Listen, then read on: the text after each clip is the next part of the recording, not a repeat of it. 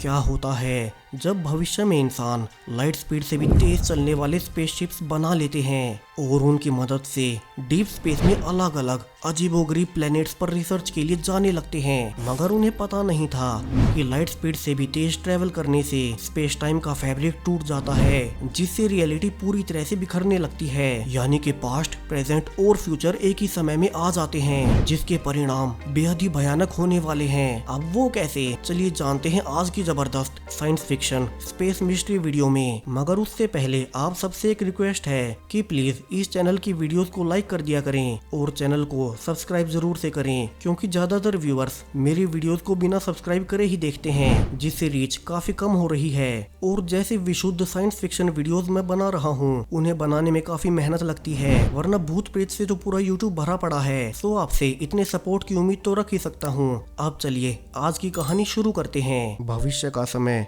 जब साल 2085 आ चुका है, जहां इंसानों ने लाइट से भी तेज चलने वाले स्पेसशिप्स बना लिए हैं, जिनसे अब वे दूर ब्रह्मांड के किसी भी डिस्टेंट प्लेनेट पर जा सकने में सक्षम है। और ऐसा अब हो भी रहा है, जहां इस नई टेक्नोलॉजी को हाइपरलाइट कहा जाता है, जिसमें एस्ट्रोनॉट्स क्रायोस्लीप में रहकर कई लाइट ईयर्स दूर डीप स्पेस में मौजूद प्लैनेट्स तक रिसर्च के लिए जा रहे हैं। अब यहाँ एक ऐसी ही एस्ट्रोनॉट एमिलिया दिखाई जाती है, जिसकी अचानक से उसके क्रायो चैम्बर में ही आँख खुलती है और वो पाती है कि वो अपने तय समय से पहले ही उठ गई है। इसके अलावा वो अपने शिप पर भी नहीं है और अभी पृथ्वी से लाखों लाइट ईयर्स दूर एक अनजान ग्रह के ऊपर ऑर्बिट में स्पेस में तैर रही है।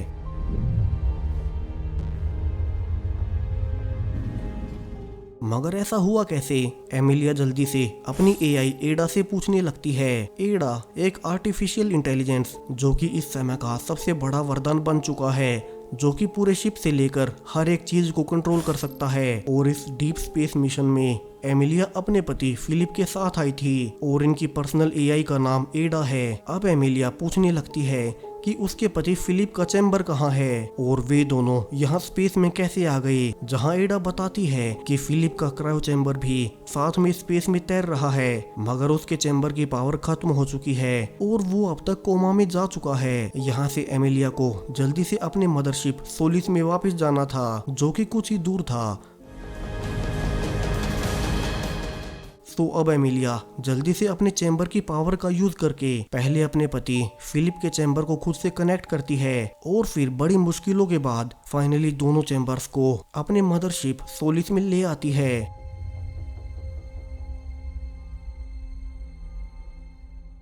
यहाँ से एमिलिया जल्दी से बेहोश फिलिप को मेडिकल बे में लाती है और उसे एग्जामिन करने लगती है। ये एक एडवांस्ड मेडिकल टेक्नोलॉजी है जो कि एआई से काम करती है और खुद से ही ह्यूमन बॉडी में प्रॉब्लम डिटेक्ट करके उसका इलाज कर सकती है। मगर यहाँ एक और अजीबोगरीब चीज होती है। एडा बताती है कि फिलिप ना तो जीवित है और ना ही मरा हुआ है। वही मशीन को भी समझ नहीं आ रहा था कि फिलिप के साथ क्या हुआ है। यहाँ से एमिलिया सोचने लगती है कि उनके साथ अचानक से ये सब क्या हो गया।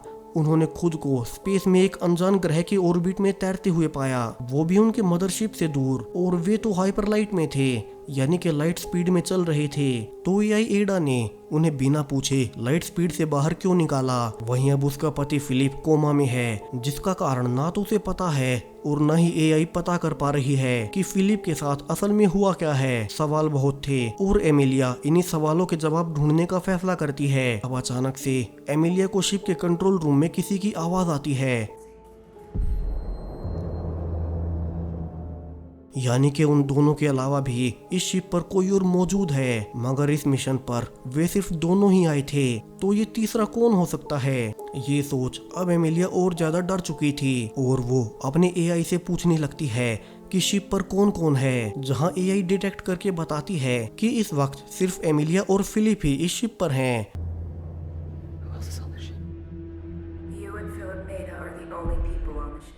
एमिलिया यहाँ फिर से पूछती है कि शिप पर जिंदा इंसान कितने हैं। यहाँ एआई फिर से 2 कहती है। यहाँ एमिलिया को भी पता था कि एआई कभी झूठ नहीं बोल सकती।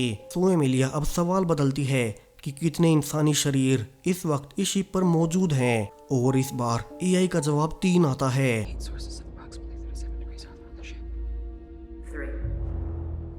यानी कि कोई तीसरा शख्स भी है जो कि शिप के कंट्रोल रूम में है, मगर एआई के हिसाब से सिर्फ एमिलिया और उसका पति ही शिप पर हैं। तो एआई ऐसा क्यों कह रही है, हमें जल्दी ही पता चलने वाला है। अब एमिलिया एक गन लेकर कंट्रोल रूम में देखने जाती है कि वहाँ कौन है, और यहाँ उसे सामने जो दिखाई दे रहा था उसे देख एमिलिया की आंखें फटी की फटी रह जाती हैं। कंट्रोल रूम में कोई और नहीं, खुद फिलिप ही था। मगर ऐसा कैसे हो सकता है? एक फिलिप तो ऑलरेडी मेडिकल रूम में बेहोश पड़ा है, तो दूसरा फिलिप कहाँ से आ सकता है, और वो भी बिल्कुल ठीक ठाक। अब दोनों ही हैरान थे और बेहोश फिलिप को देख वे सोचने लगते हैं कि ऐसा कैसे हो सकता है। एमिलिया यहाँ एआई से पूछने लगती है कि असली फिलिप कौन सा है, जो बेहोश पड़ा है वो, या जो उसके सामने खड़ा है। मगर अब एआई कहती है कि दोनों ही रियल फिलिप हैं।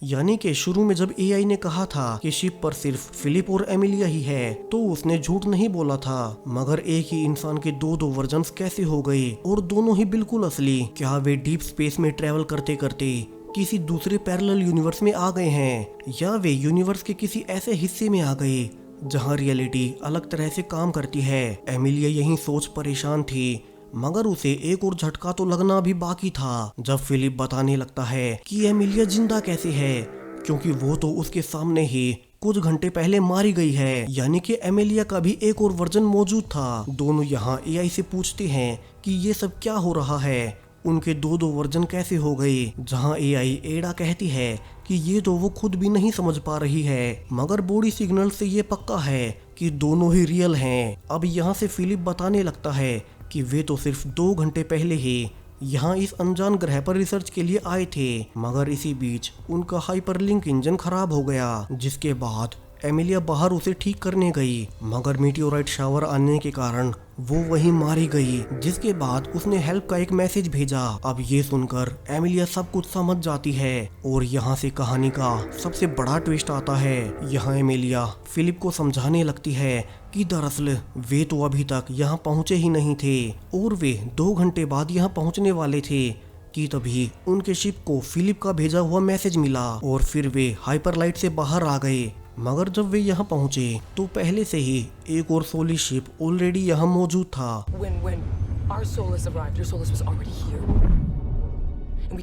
यानी कि चूंकि वे स्पीड ऑफ लाइट से ज्यादा तेजी से ट्रेवल कर रहे थे, तो वे टाइम में पीछे जाने लगे। इसलिए जब शुरू में हेल्प का मैसेज भेजा गया तो वो समय में पहले जाकर उसी शिप के पास्ट वर्जन को मिला, जो कि अभी भी हाइपरलाइट में था, और इससे यूनिवर्स का स्पेस टाइम क्रैक हो गया, क्योंकि यहाँ कोजेलिटी का प्रिंसिपल टूट गया था। कोजेलिटी प्रिंसिपल यानी कि जो चीज अभी हुई ही नहीं है उसकी जानकारी आपको पहले ही मिल चुकी है। जैसे ये सोलिस शिप जिसके एक्सीडेंट का हेल्प मैसेज उसी के पास्ट वर्जन को मिल गया, क्योंकि उसका पास्ट वर्जन लाइट स्पीड से भी तेजी से ट्रेवल कर रहा था, और इससे एक ही शिप के दो वर्जन एक ही जगह पर आ गए। मगर यूनिवर्स कभी भी पैराडॉक्स बनने नहीं दे सकता, और ना ही एक इंसान के दो वर्जन एक साथ एक ही रियलिटी में जिंदा हो सकते हैं।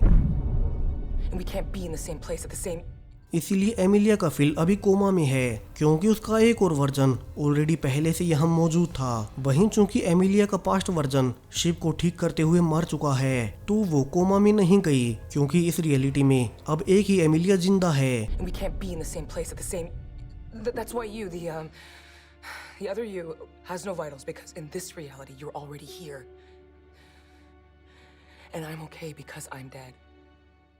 वहीं जब तक ये पास्ट फिलिप यहाँ रहेगा, दूसरा फिलिप कभी भी कोमा से बाहर नहीं आएगा, और इसीलिए खुद एआई भी समझ नहीं पा रहा था कि फिलिप के साथ क्या हुआ है, और क्यों ना तो वो मरा हुआ है और ना ही जिंदा है। अब तक दोनों ही सब कुछ समझ चुके थे, और यहाँ से वे पाते हैं कि उनका दूसरा सोलिस शिप तैरकर दूर निकल गया है, और वे दोनों ही अभी सोलिस शिप 1 पर हैं, जिस पर कि ओरिजिनली फिलिप यहाँ आया था, और अभी इसका हाइपरलाइट इंजन खराब है। तो फिलिप कहता है कि उन्हें जल्दी से उसे ठीक करना होगा, और उनके लाइट स्पीड से भी तेज ट्रेवल करने से स्पेस टाइम फैब्रिक टूट रहा है। ये सारी जानकारी उन्हें मेन बेस तक पहुंचानी होगी। अब फिलिप कहता है कि उन्हें बाहर जाकर उनके हाइपरलिंक इंजन को ठीक करना होगा।